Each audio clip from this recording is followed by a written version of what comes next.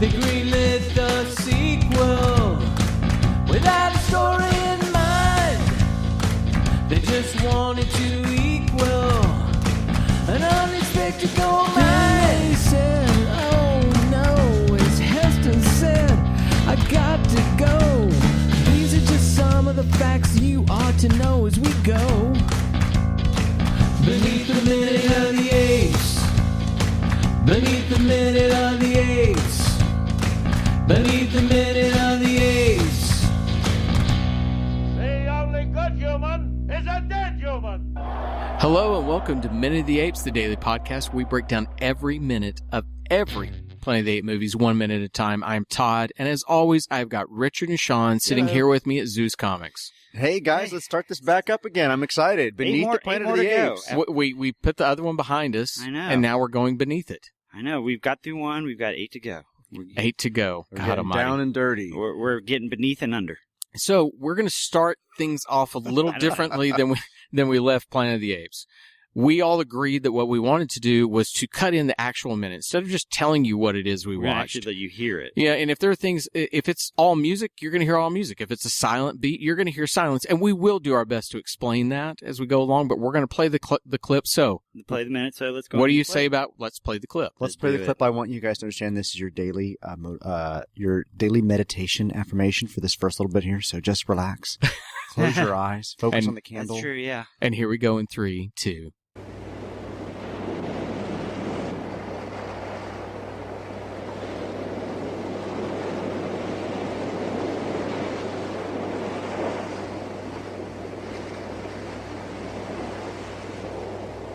Beware the beast man, for he is the devil's pawn.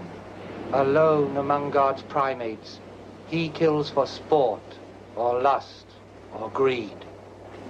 Yea, he will murder his brother to possess his brother's land.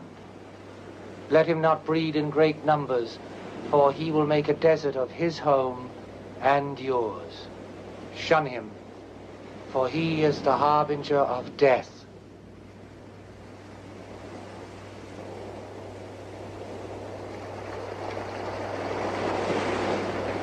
Go.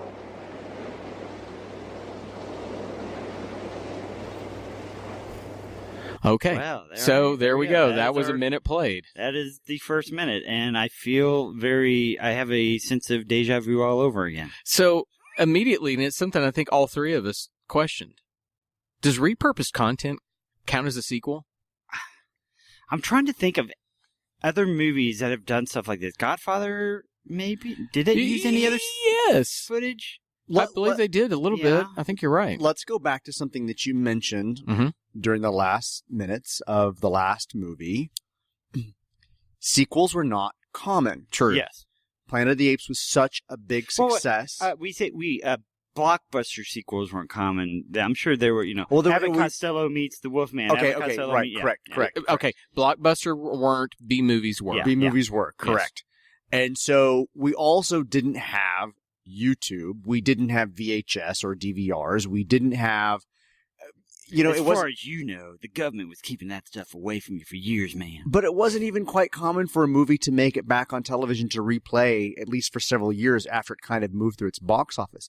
They Mhm. needed a way of reminding the audience for a movie that probably wasn't even available to watch again at that moment. You However, had to catch it at the theater, I'll yeah. interject that if you recall, I saw it as a kid. So they did end up playing it. Now, it was probably years after Beneath came out, but within, I think it was 71, 72, it ended up hitting television.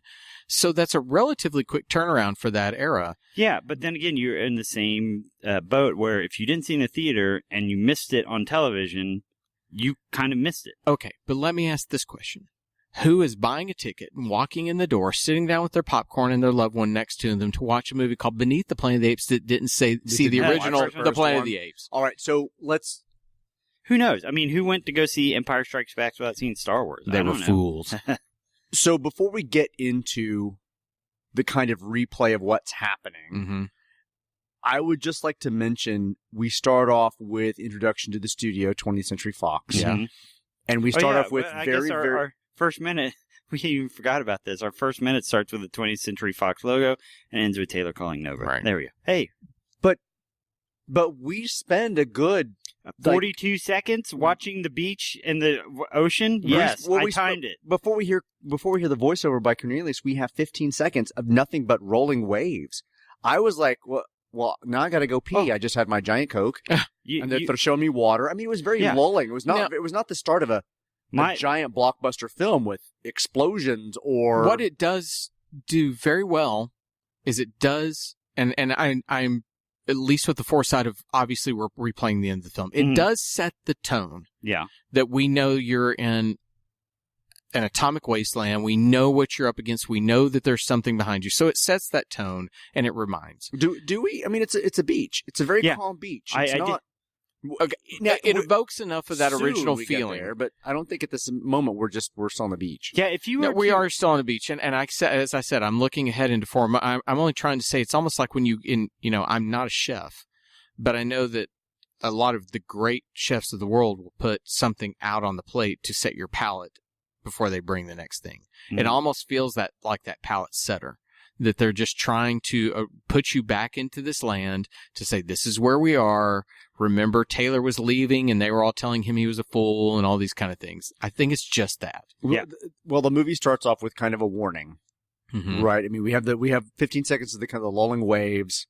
Oh, yeah, 15 seconds of lulling waves, but that's before talking came. It was 42 seconds of that entire shot of just waves coming in. So it wasn't just, hey, we're going to hang out here for 15 seconds. It goes. But you do get the voiceover. Yeah, of you get the reading voiceover, but you're still scroll. just staring at the waving, the water coming in. So do you think this is studio execs going, okay, you've got to find a way to remind everybody what happened? Do you think that they're so distrustful of an audience in that time, unaccustomed to sequels, that they felt like you almost had to reiterate the final statement before you could make a new one? I'm wondering if it's kind of like comic books, where and some of them, it depends on the comic book you're reading, obviously, but every comic book needs to present itself as it's the first one you've ever picked up and you haven't read anything else. So it needs to kind of recap what happened before as integrated into the story as possible without you saying, here's what happened previously in the first issue. You want the main characters talking about what happened. And that is hard to make it conversational where it doesn't sound like they're just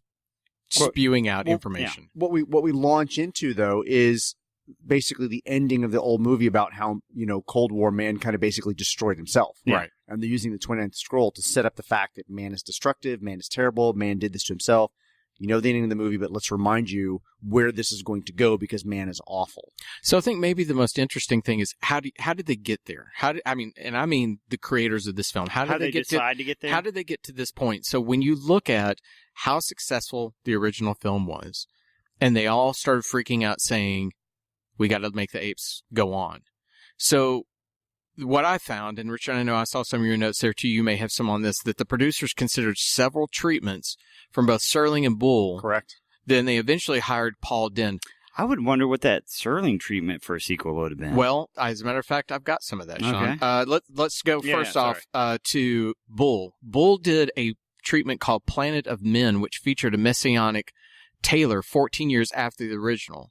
He leads an uprising of men over apes who in the end revert back to their primate selves, which the studio said, just all of a sudden the monkeys turned back into monkeys. Which Arthur P. Jacobs basically said it was interesting, it wasn't cinematic. Yeah. I mean, there's something about the fact that we jump even further in time in this movie. I love the fact with the tension, they're picking up right where it left off. Because that's what we want to know. They're literally going back to minute 106. Yeah, Planet of the Apes. We just saw that gigantic reveal. I would not have been happy jumping into some point 5 years later, 14 years later, where he's got a son already. That makes me think, your statement there makes me think, did they, was the original script just with them riding down the beach? After they passed the Statue of Liberty and basically the studio person went, this just feels weird. They're just riding. We need to set the table for where they are when this is, so that there isn't the doubt of this is immediately after. So that may be the reason they said you've got to put that in there.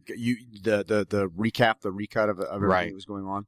But yeah, the idea that for Serling's or Bull's treatment, that it was going to have him with his son, clearly probably from Nova, we assume, and it mentioned that he was going to have primitive humans of Earth, and we haven't seen any of that. I mean, it's really jumping ahead in what he discovers, and I really want to know what he discovers. I really did. I got to the end, I'm like, what's he going to find? Yeah. What does New York look like? I really wanted to know those answers. And that Bowles' treatment did not really give me any of that. Yeah.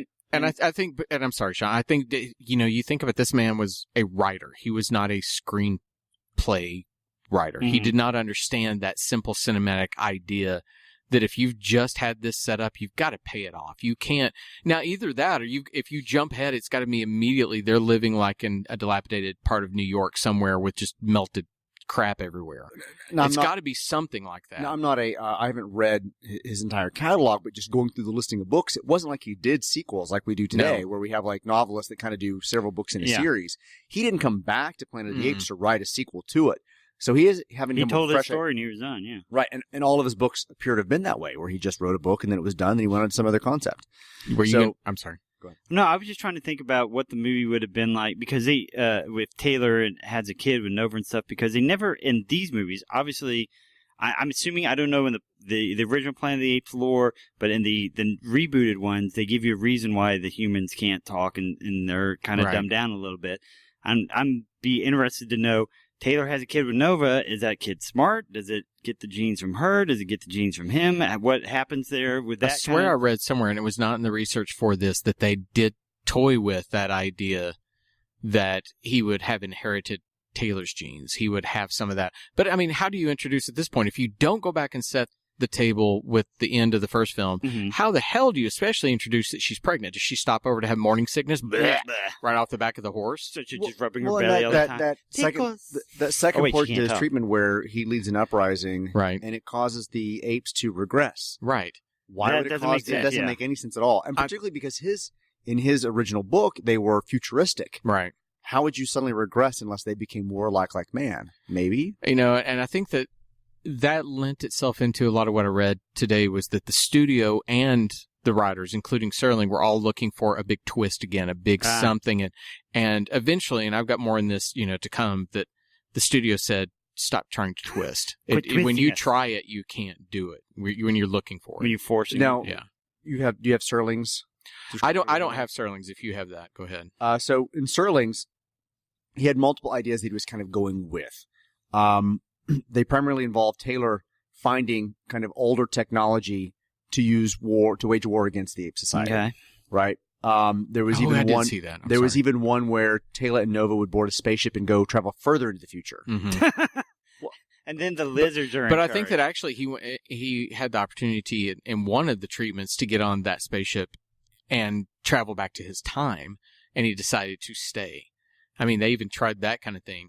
So that's an interesting thought also that I'm not going to touch on anymore. There's some things that we can't talk about because of the way the movie itself unfolds. And not only that, in future stories within this series. What I found interesting, no matter what, to both of them, is there are thoughts that are touched on from these treatments. And I think that's what probably any great film production does. It takes a series of treatments that I like that, I like that, I like that, I like that, and let's put it together. So a lot of these themes are touched on, just not in this movie. I heard that I have a note that there was an actual third script called The Dark Side of the Earth. Oh, I saw that. That combined elements of both Serling and Boole's script. But they were rejected. I mean, ultimately the studio decided to go with Dane's. Dane's? Is it Dane or Den or... it's D-E-H-N. It's Dane. It's Dane. Is it Dane? Yeah, it's pronounced Dane. Okay. Right. I didn't know that. I found that title, Dark Side of the Earth, is that what it was? Besides the fact that it sounds like a Pink Floyd album, like the sequel Dark Side of the Moon. I found that interesting because at that time, would the studio have called it Planet of the Apes, The Dark Side of the Earth? Much like a Star Wars type title. Like Star Wars Empire Strikes Back. Right. I think they would have called it Dark Side of the Earth. I don't think they would have put Planet of the Apes in front of it, strangely enough. Yeah, I wonder how you market that. You just put hey, wait, the monkeys are on the dark side of the earth. Well, technically, aren't monkeys on the dark side of the earth half the time anyways when it's night? What? The earth is always half in dark. Yes. So aren't monkeys always in the dark side? Okay, Mr. Technical, yes. That's only if you believe in a spherical flat earth. I'm a flat earther, mother. So... I bleeped myself there. Yes, you did. In Cornelius reading the 29th scroll that he pulled from Zeus's pocket, that's the voiceover. Almost all the way through the entire piece, we then get cut to the video, right? We're watching Rolling Waves. You guys get to listen to the minute. that we just replayed. But they're rolling the waves. You hear Cornelius's voiceover, and he says, let them not breed in great numbers.